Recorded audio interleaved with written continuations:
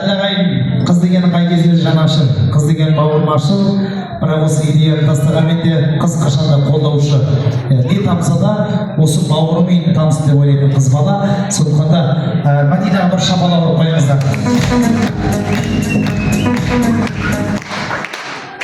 Барша қонақтар, рахмет.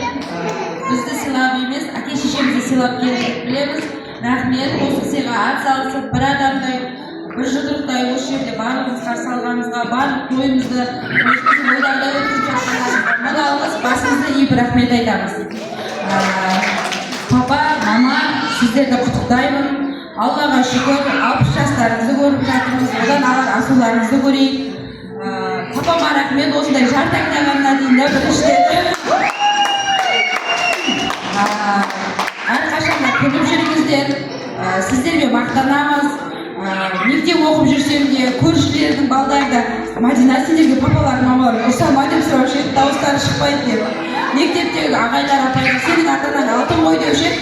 Рахмет, осындай бізді тәрбиелегендеріңізге Алла разы болсын. Тек қызықшылықтарыңызға тоймай, тек осындай біздің бақытты жүздерімізді көруге нәсіп етсін.